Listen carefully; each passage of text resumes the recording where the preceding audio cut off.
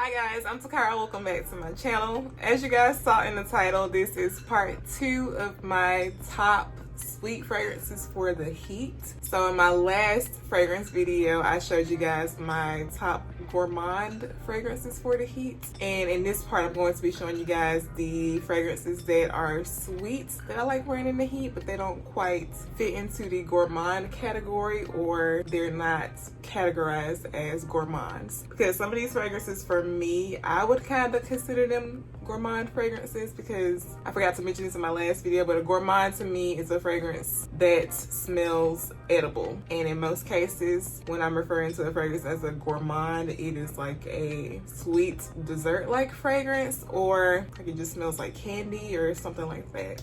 With that being said, before we jump into the video, make sure you guys are subscribed and go ahead and give this video a thumbs up, because that really helps my channel out. Also, drop down below your scent of the day, because I love hearing what you guys are wearing. I will start with my scent of the day. As in my previous video, they're not in any particular order. I'm just going to be grabbing them and talking to you guys. Besides 2 that are honorable mentions, I will leave those at the very end because they're not technically a part of this particular list. Anyway, my scent of the day. I am wearing my favorite combo, so you guys should already know what it is just by me saying that. This is a combo of Versace Dylan Blue and Fancy by Jessica Simpson.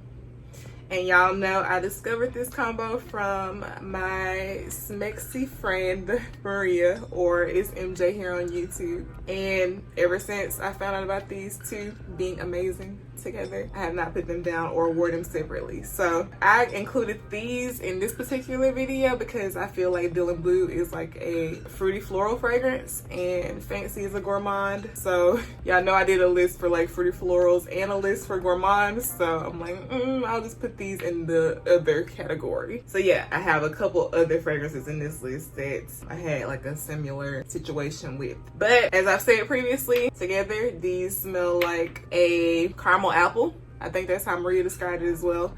That's literally what it smells like to me, like a fresh, juicy green apple from the Dylan Blue, along with that caramelized scent that you get from Fancy. I layer down Fancy first and then put Dylan Blue on top. I already told you guys that, it's just a reminder. Because I'm not a huge fan of the Dylan Blue dry down, so I use Fancy as my base because I just love Fancy as a whole, and that's been working perfectly for me. Like I said, these are one fragrance now and I love them. So again, that's my Jessica Simpson Fancy and Versace Dylan Blue combo. I just realized recently that I've been saying Versace wrong this whole time. A lot of us do. But I took Italian in college, so I should have paid more attention to this. It's Versace because the CE in Italian has the che sound. So yeah, anyway, that's just an aside. I annoyed myself watching some videos back and realized that I was saying it wrong. So this next fragrance I am super obsessed with, and I'm sure you guys have seen it recently on some of my other Frag Friends channels. But the fragrance I'm talking about is Roberto Cavalli Gemma di Paradiso. That's what that looks like. Isn't the bottle just so gorgeous, y'all? I love it. But yeah, the first time I heard about this fragrance was from my boo Amber Chantel here on YouTube. I'm sure you guys already watch her, but if you don't, you should go check her out. This is one of her faves, and she's raved about it in several videos. So I think she's the reason why this is getting so much love at this point. But yeah, it was her cruise story that got me intrigued. Just the reaction she said it got for her. But I didn't quite pick it up right then. It was after I saw Maria talk about this fragrance in the video, because me and Maria have very similar fragrance tastes. She talked and raved about this fragrance, and then I was like, all right, I need it. Amber started it and Maria pushed me over the edge. She made me click buy. But this fragrance is compared to Carolina Herrera Good Girl, both the original and the Leger version. And I can see the vibe, you know, why it would be compared to either of those fragrances. But to me, this isn't a dupe for either of those, because I much prefer this fragrance. I am obsessed with this. For me, the Good Girl fragrances, they have a tuberose note and they also have a tonka bean note. And those are two notes that tend to give me a bit of an issue. Like sometimes I like them, sometimes I don't. It really just depends. And I feel like they're very prominent in the Good Girl fragrances. And so I don't enjoy them as much. This fragrance does not have either of those notes. So this was a love at first sniff for me. On my skin, the most prominent note I get from this is that pear note that's in this, and to me it's like a green, fresh, but still juicy pear. It's not super sweet. The fragrance in general isn't super sweet. And then I also get this smoky woodiness from this a bit, and the woodiness in this is almost like a burnt wood, just slightly burnt wood. It's not bad, so I don't think that's what I'm saying. To me, it just adds like this touch of masculinity to the fragrance, and that masculine edge that this fragrance has kind of adds to the sexiness, because I feel like this is a sexy fragrance. And this fragrance to me is also a tad bit powdery, and when I was talking to my frag friends about it, I said that it reminded me of the scent of Secret Powder Fresh deodorant. If you've ever tried that, the scent of that deodorant isn't like an overly powdery scent. It's like just this fresh, slightly sweet powdery scent, and that's the powderiness that I get in this. It's just like a tad bit of powderiness that adds some freshness to this fragrance. And I say on me it has a moderate projection, but this is a fragrance that I am able to spray more on and get more projection from, which I love because it just allows me to control how much the fragrance projects on my skin. Some fragrances, no matter how much I spray, the projection doesn't increase. But I can spray this one on, let it dry down, and then spray it on again on top of the areas that I sprayed previously, and it'll increase how much it projects. I can get more of a moderate, heavy leaning projection as opposed to just a moderate projection. And this is long lasting on my skin as well. I get at least 8 hours when I'm wearing it, and I continuously get whiffs of it throughout the day when I'm wearing it as well. I say almost the entirety of the wear, like 6 hours, I'm getting whiffs of this fragrance when I wear it. And I feel like this is one of those fragrances that would make a great signature scent. Like if I were to have to pick a signature scent right now at this moment out of all of my fragrances, I'd choose this one because it's all occasion appropriate in my opinion. It is a year-round, day or night appropriate fragrance. The sexiness of this fragrance isn't overly sexy, so I feel like that's why it's okay to wear in the daytime and for all occasions. I mean, even like work. But yeah, I love this fragrance, and this fragrance is just sexy without trying. I feel like this will fit a person who just naturally has this mysterious sex appeal about them. But anyway, again, that is Roberto Cavalli Gemma di Paradiso. The sun is going down. So the next fragrance I have is Marc Jacobs Decadence. Y'all know I love this. Like I've said previously, this smells like a sweet, ripe plum. And there's some smoky woodiness to this.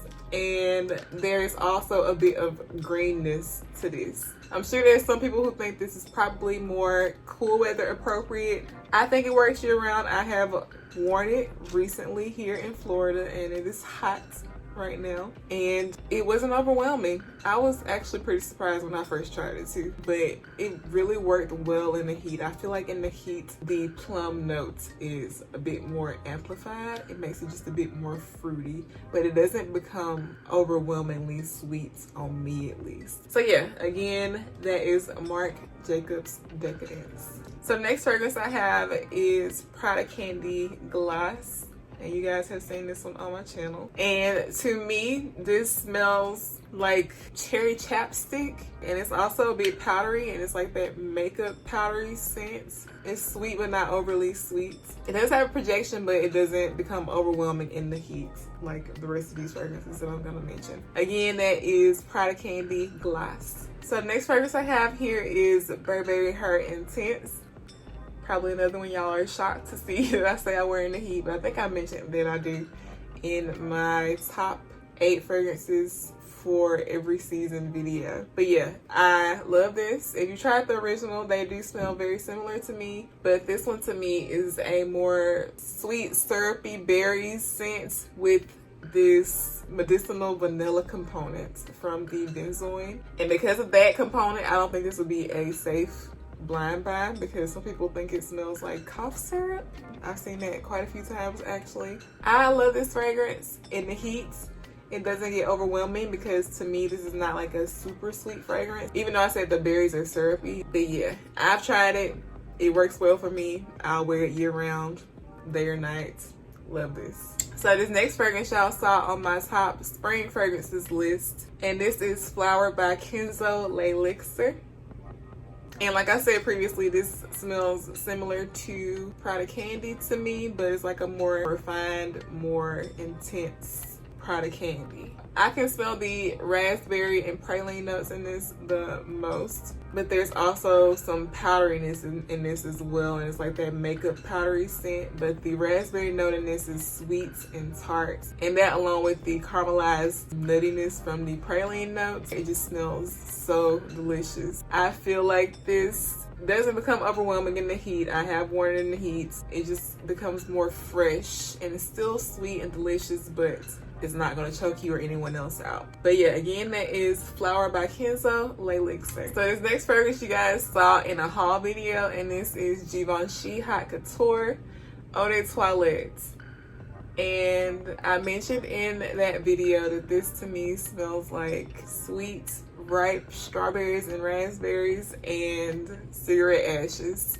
And I still feel that way. I feel like the scent that it projects though, it doesn't smell as ashy, but if you smell it up close or like on a strip, you get that ashiness. I feel like the scent that it projects just kind of makes it smell like sweet, spiced strawberries and raspberries. But I don't know what it is about this, but I'm obsessed with this. I don't know. This one I think is better for the heat, because when I wore it in the cold, I didn't really smell it as much. But in the heat, I feel like it just amplifies, and it's very unique. Not a safe blind buy in my opinion, even though that's what I did. I just kind of lucked out, but I really enjoy it. So again, that is Givenchy Haute Couture Eau de Toilette. So this next fragrance I am obsessed with. This is an alien flanker, and this is Alien Fusion by Mugler. Look how pretty this bright red bottle is. I love it.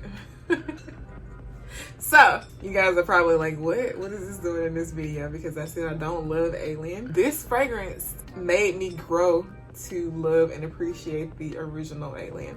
Because when I tried this, it was like a love at first sniff, and I was kind of surprised because it definitely still has that Alien DNA. When you first smell it, there is no denying that this is an Alien flanker, but it's like Alien initially, but with this fresh spiciness, and it's sweeter, quite a bit sweeter in my opinion than the original Alien. And this doesn't have that jasmine note, so it skips that whole menthol like scent that I can get from that jasmine note in Alien. That's what kind of bothers me about Alien. When I first spray it, I get that menthol jasmine scent. I don't get that at all with this, because when I spray this, it's just beautiful. And to me, I was telling my frag friends, to me this smells like Big Red chewing gum. You guys, I'm sure you guys know what I'm talking about. It was that cinnamon flavored gum by Wrigley's. I'll try to put a picture on the screen. But yeah, it's like a sweet cinnamon bubblegummy scent. This does have a tuberose note. And what's crazy is that I heard previously that tuberose can smell like creamy and buttery in a fragrance, or it can smell like bubblegum in a fragrance. And I'd never smelled the bubblegummy tuberose. I always got the creamy buttery tuberose in fragrances. And I wasn't even thinking about the fact that this had a tuberose note in it, but when I got the Big Red chewing gum vibe, I was like, I think I'm actually getting the bubblegum tuberose for the first time.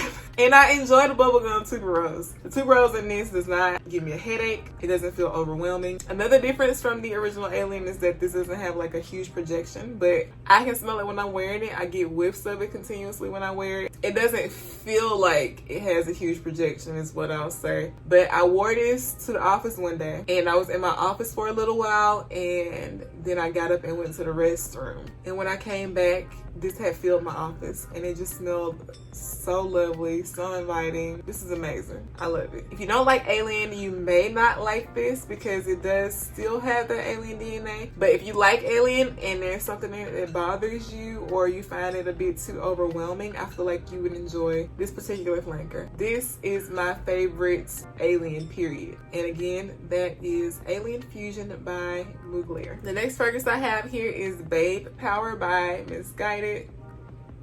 And this one is voted to smell similar to Hypnotic Poison EDT, I believe, on Fragrantica. I never tried that fragrance, so I can't confirm or deny. But to me, on initial spray, this is fruity. This starts off pretty fruity and fresh and sparkling. There is a grapefruit note in this. It kind of adds this sparkling fizziness. And then there is a prominent sour cherry note along with the rhubarb. I feel like those two notes in combination just adds this sour tartness to this fragrance that stays from the initial spray to the dry down. But along with those notes, there's also this sweet, slightly creaminess that you get from the vanilla that's in this, and to me there smells like there is an almond note even though there isn't. I think that is the sour cherry note in this that is giving me that almondy scent. But I feel like this fragrance is fairly linear, but as it dries down the fruitiness settles more and allows for the sweet, slightly creamy base of the vanilla and the almond to shine. So I really enjoy this, and I think based on that description this is a very unique fragrance because it has both a fresh and bright element and a sweet warm element. I'd say this would be classified as like a fruity floral gourmand fragrance. I don't know what it is actually classified as, but that's what I get from this, and I love it. This will be great year round in my opinion because it has those two aspects to it. But again, that is Babe Power by Misguided. So this next fragrance is a fragrance you guys haven't seen on my channel in a while, but I told you guys that I love. This is Giorgio Armani C Eau de Parfum, the original C. And as you can see, mine is a darker liquid. That is because I went on the search for an older batch. So this is from a 2013 batch. And as you know, over time, fragrances that have vanilla in them can turn a darker liquid, but this still smells amazing. Now, if you follow me on Instagram or if you saw my community post, then you saw that I believe that this fragrance has been reformulated. That is just speculation, and I don't know for certain. But to me, I had a 2019 bottle, and I just felt it didn't smell the same as I remembered. Like the first time I tried it, I had a 2014 batch, and if there was something that lured me in and had me obsessed. And I got my 2019 bottle and realized that that wasn't the case. So I thought maybe my fragrance taste had just changed, which can happen over time and has happened to me several times. But I was thinking that maybe that happened and I just don't like the fragrance as much as I used to. But I will always go back to the bottle that I had previously because I never threw it out. I just had the empty bottle, and I would occasionally go to it and spray it to see if I could get anything to come out. And when I could, I always got that wow factor. So that is why I went looking for an older bottle, and this older one does have that wow factor that I remember. It just smells so amazing. To me, this is a boozy, like red wine boozy, sweet, buttery, syrupy vanilla, slightly green fragrance. And I feel like even though it's sweet, it's not overwhelming in the heat because it doesn't have a huge projection, at least not on me. I say it has like a moderate projection on me. This is probably another one that some people think should be strictly worn in the cooler weather, but I enjoy it in the heat. I've worn it and I like it. So maybe someone else will as well. Again, this is Giorgio Armani C Eau de Parfum. So this next fragrance is also from Giorgio Armani. This is Giorgio Armani C Fiore. And you guys know I love this as well. Like I told you guys, to me this smells like sweet powdered bubblegum and creamy buttery vanilla. I don't think it's categorized as a gourmand, but those accords smell edible to me. I just love this so much. And as I told you guys previously, it doesn't have a huge projection, which I think makes it great for the heat. And it's sweet, but it's not overly sweet. I don't feel like the heat makes it overwhelming or anything like that. It just helps to amplify this scent and make it even more beautiful. So again, that is Giorgio Armani C Fiore. So lastly, I have my honorable mention here, and had this arrived sooner, I would have included it in my gourmand video, but it wasn't here yet. And I did want to still share this with you guys because I have a different perspective to add to the conversation about this particular fragrance. So the fragrance I'm talking about is Sol Churros 62 Eau de Parfum by Sol de Janeiro.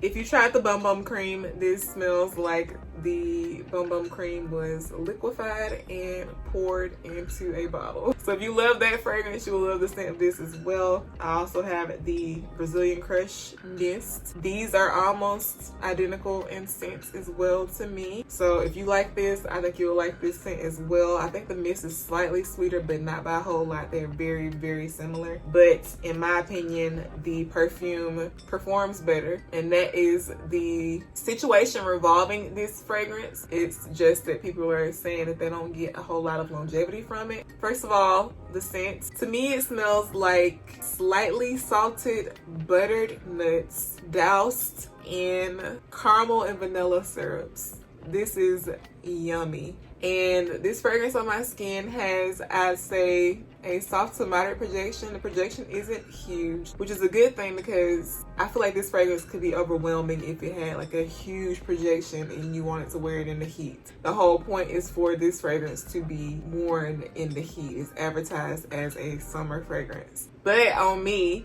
while I'm wearing it, I get whiffs throughout the day. I get whiffs of this fragrance while wearing it for up to 3 to 4 hours. And on my skin, it lasts 6 to 8 hours. So to me, that is pretty good longevity. Yeah, I don't know why it lasts on me. And a lot of people it doesn't last on, but I'm thankful for it because I bought it thinking if it doesn't last, I'll just return it because Sephora will take it back. I really wanted the fragrance though, so I'm really glad that it worked out for me. And that's why I wanted to share this with you guys. If you've never tried the Bum Bum Cream or this mist, and you want to see what this fragrance is like, I recommend checking this one out first or sampling this if you can. But this one is cheaper, so I think if you want to test it out and see if you actually like the scent, it'd be cheaper to go with this one if you can't go in stores and test either of them out or get a sample or whatever. But on me, this one doesn't last as long as the fragrance, which it shouldn't because this is an eau de parfum and this is a mist, so there's more alcohol in this. But this on my skin only lasts about 2 to 3 hours and it projects for like the first, I'd say, hour, and then after that it's a skin scent. But what I do is layer these together along with the Bum Bum Cream. But I've tested this several times on its own, so me telling you how long it lasts and stuff is it on its own with no help from the mist or the Bum Bum Cream. But yeah, I want to make sure I told you guys about this fragrance, and I definitely say this is one of my faves for the heat. So yeah guys, that is all for this video. It's starting to get dark here. I am filming with natural lighting again, and I waited for it to get a little bit too late apparently, so I apologize about the lighting if it got too dark for you guys. But yeah, let me know if you guys have tried any of these fragrances and what you guys think of them, and also leave any questions you might have down in the comment section as well. Don't forget to give this video a thumbs up and subscribe to my channel, and I will see you guys in my next one. Bye.